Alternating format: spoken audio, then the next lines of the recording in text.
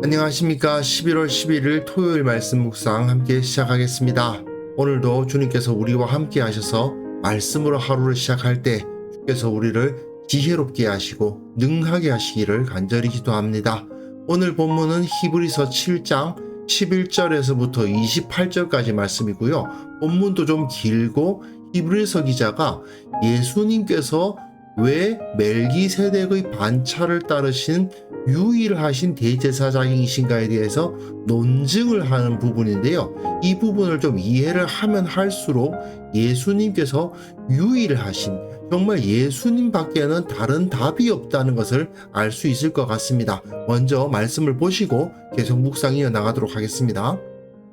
레위 계통의 제사 직분으로 말미암아 온전함을 얻을 수 있었으며 백성이 그 아래에서 율법을 받았으니 어찌하여 아론의 반차를 따르지 않고 멜기세덱의 반차를 따르는 다른 한 제사장을 세울 필요가 있느냐? 제사 직분이 바꾸어졌은즉 율법도 반드시 바꾸어지리니 이것은 한 사람도 제단 일을 받들지 않는 다른 지파에 속한 자를 가리켜 말한 것이라. 우리 주께서는 유다로부터 나신 것이 분명하도다. 이 지파에는 모세가 제사장들에 관하여 말한 것이 하나도 없고 멜기세덱과 같은 별다른 한 제사장이 일어난 것을 보니 더욱 분명하도다. 그는 육신에 속한 한 계명의 법을 따르지 아니하고 오직 불멸의 생명의 능력을 따라 되었으니 증언하기를 내가 영원히 멜기세덱의 반차를 따르는 제사장이라 하였도다. 전에 있던 계명은 연약하고 무익함으로 패하고 율법은 아무것도 온전하게 못할지라. 이에 더 좋은 소망이 생기니 이것으로 우리가 하나님께 가까이 가느니라. 또 예수께서 제사장이 되신 것은 맹세 없이 된 것이 아니니 그들은 맹세 없이 제사장이 되었으되 오직 예수는 자기에게 말씀하신 이로 말미암아 맹세로 되신 것이라. 주께서 맹세하시고 뉘우치지 아니하시리니 내가 영원히 제사장이라 하셨도다. 이와 같이 예수는 더 좋은 언약의 보증이 되셨느니라. 제사장 된 그들의 수요가 많은 것은 죽음으로 말미암아 항상 잊지 못함이로되 예수는 영원히 계심으로 그 제사장 직분도 갈리지 아니하느니라. 그러므로 자기를 힘입어 하나님께 나아가는 자들을 온전히 구원하실 수 있으니 이는 그가 항상 살아계셔서 그들을 위하여 간구하심이라. 이러한 대제사장은 우리에게 합당하니 거룩하고 악이 없고 더러움이 없고 죄인에게서 떠나 계시고 하늘보다 높이 되시니라. 그는 저 대제사장들이 먼저 자기 죄를 위하고 다음에 백성의 죄를 위하여 날마다 제사 드리는 것과 같이 할 필요가 없으니 이는 그가 단번에 자기를 드려 이루셨음이라. 율법은 약점을 가진 사람들을 제사장으로 세웠거니와 율법 후에 하신 맹세의 말씀은 영원히 온전하게 되신 아들을 세우셨느니라.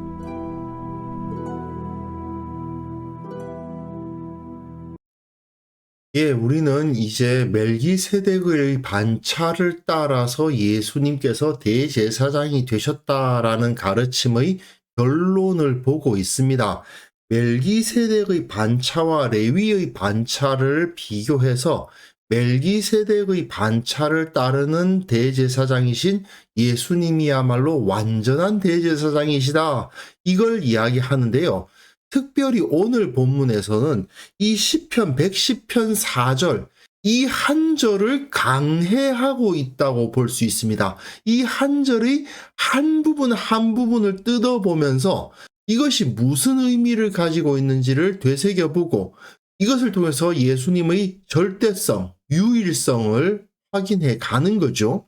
그래서 이 시편 110편 4절은 계속 보면서 오늘 히브리서 본문을 읽어가야 됩니다. 레위 계통의 제사 직분으로 말미암아 온전함을 얻을 수 있었으면 어찌하여 아론의 반차를 따르지 않고 멜기세덱의 반차를 따르는 다른 한 제사장을 세울 필요가 있느냐? 율법에서는 출애굽기 레위기에서는 제사장을 세우지 않습니까? 율법이 먼저 되었고 시편은 나중에 된 본문이잖아요. 이 시편은 사실은 다윗의 시라는 표제가 붙어 있으니까 훨씬 더 이후에 주어진 말씀입니다.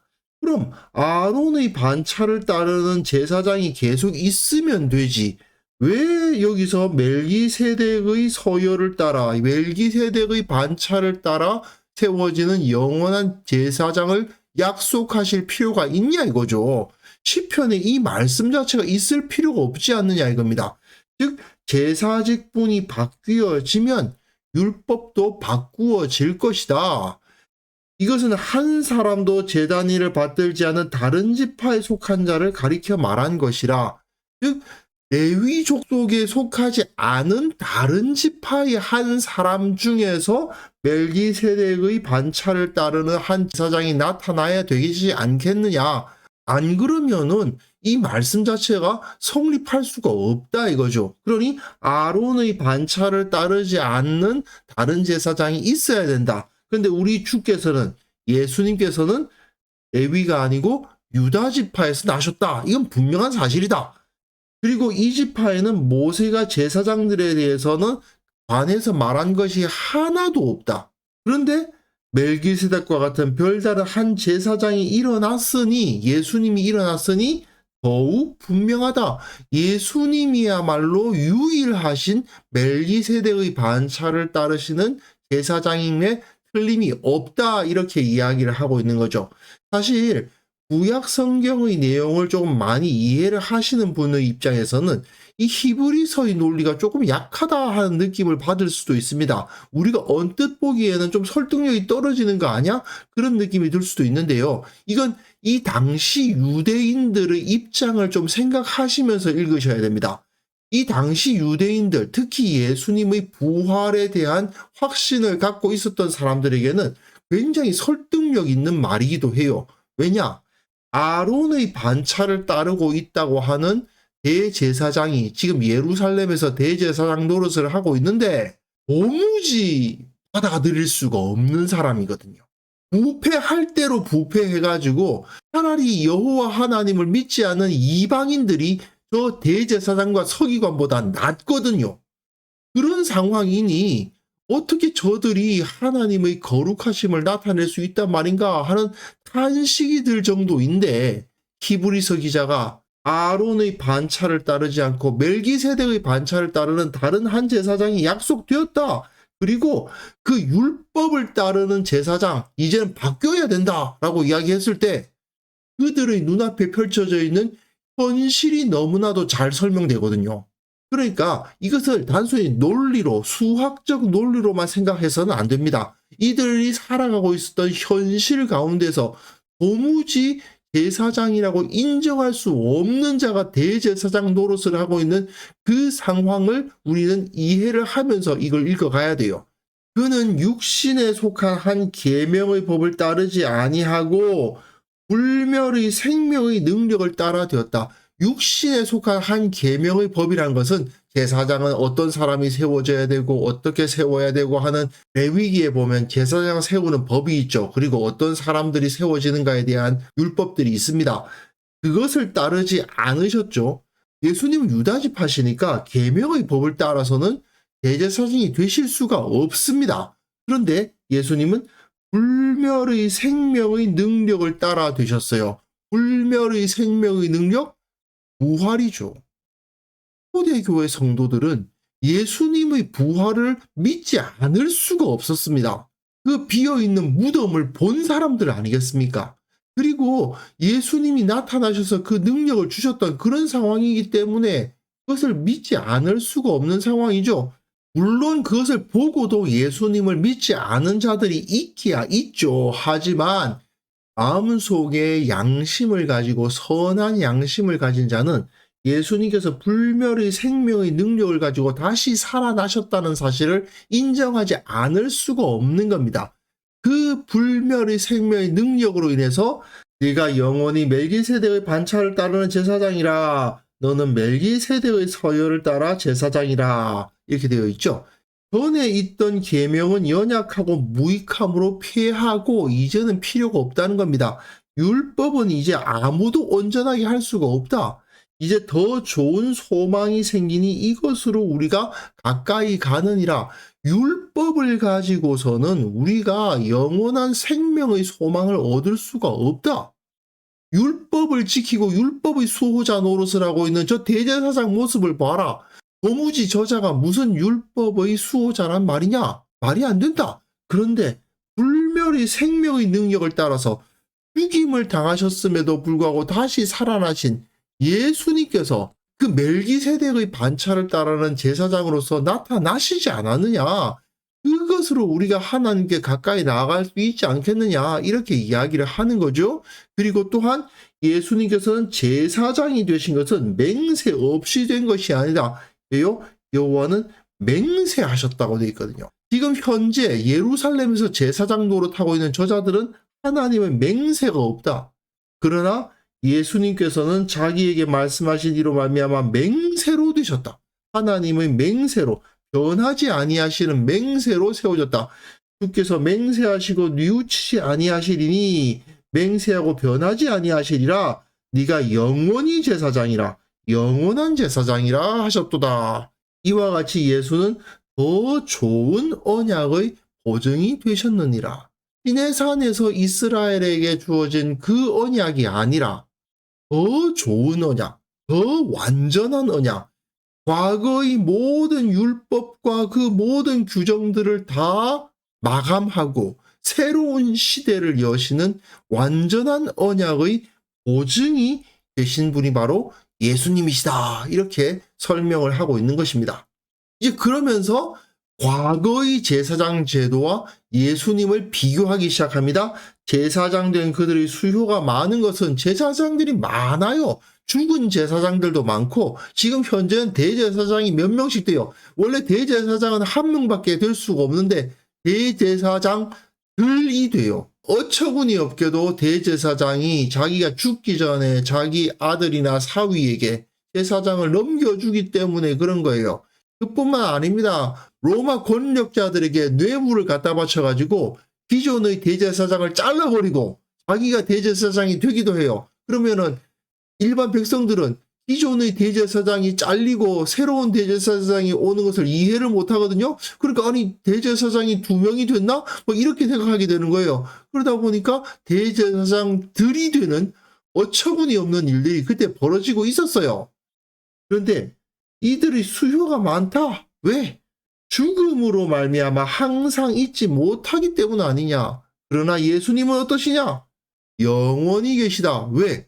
부활하셨으니까. 예수님은 죽음을 이기셨지 않느냐. 그러니까 그 제사장 직분도 변하지가 않는다. 다음 제사장으로 넘어가지 않는다. 이거는요. 원래 제사장 제도 자체가 대제사장이 죽으면 그 아들 중에 한 명이 대제사장이 되게 그렇게 제도가 되어 있는 것도 맞지만 제사장 직분이 갈리는 모습을 이 당시 유대인들은 보고 있었어요. 어떤 방법으로? 대제사장이 늙어서 죽고 그 아들이 세워지는 방식이 아니고 정치 권력을 싸워가지고 로마에게 뇌물 바쳐가지고 기존에 있는 대제사장 잘라버리고 그 기존에 있던 대제사장도 사실은 그 전에 그렇게 했어요.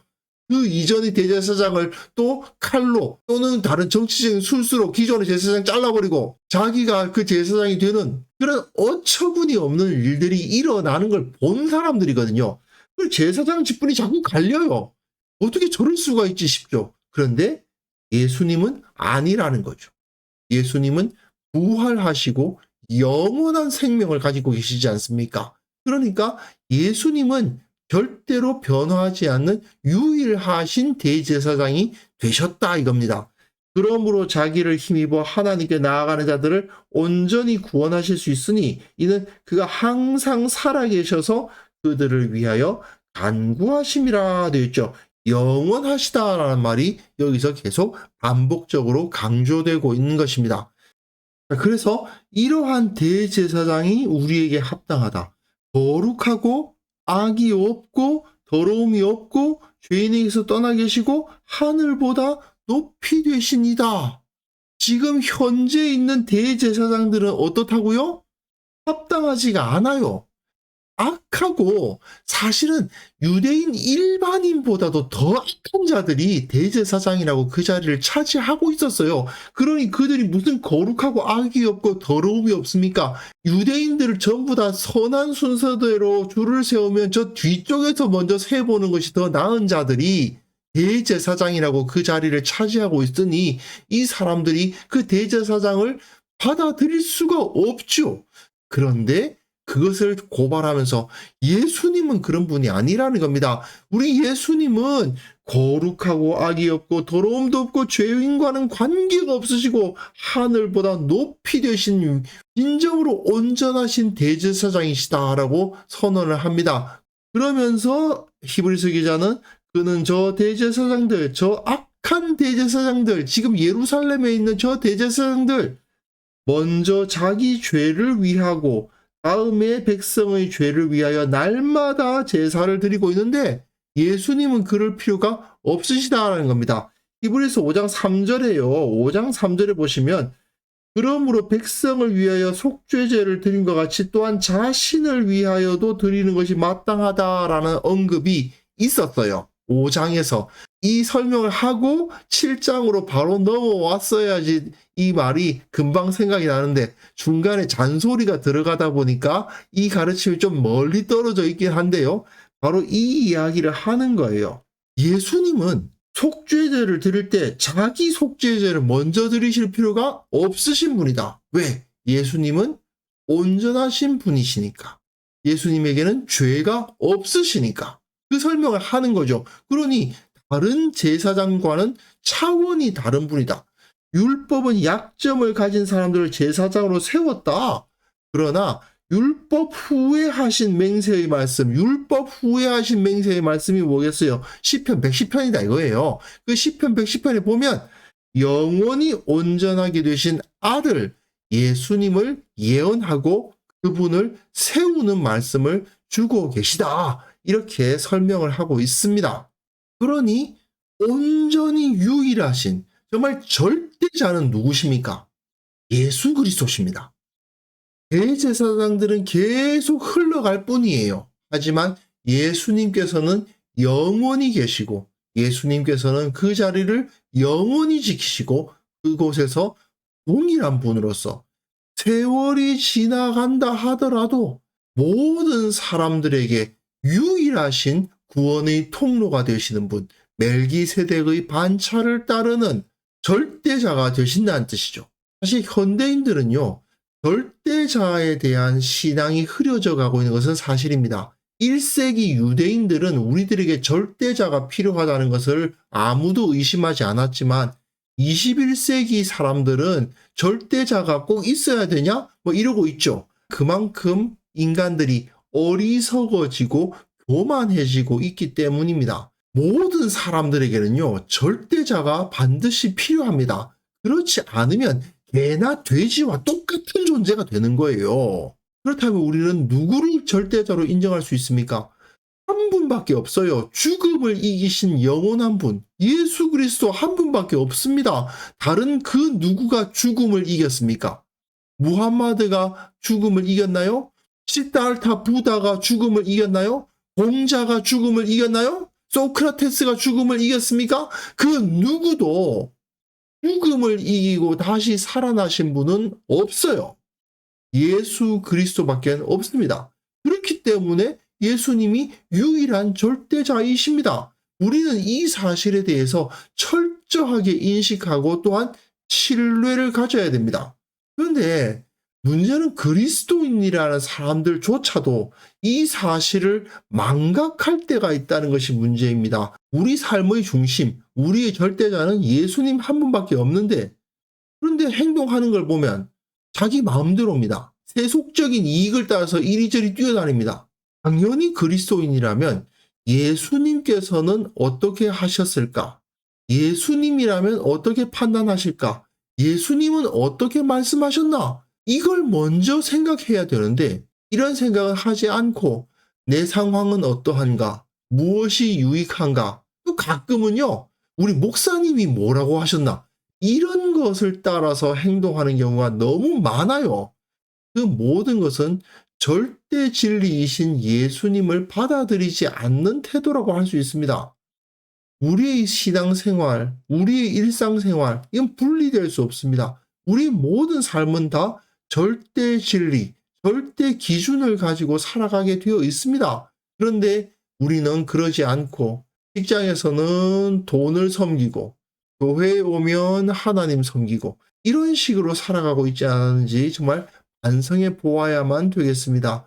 예수님은 이처럼 그 어느 누구와도 비교할 수 없는 절대자로서 오셨는데 우리는 그 절대자이신 주님을 안다고 하면서도 그분에 대한 믿음으로 살지 않고 이리저리 좌충우돌하면서 살아가고 있지 않은지 반성해 보고요. 이 시간 기도하실 때에는요. 내 삶의 중심에 오직 예수 그리스도 주님밖에 없다. 그것을 고백하고 기억하고 기뻐하며 주님의 뒤를 따르는 그러한 신앙이 될 수 있도록 함께 기도하는 시간 가졌으면 합니다.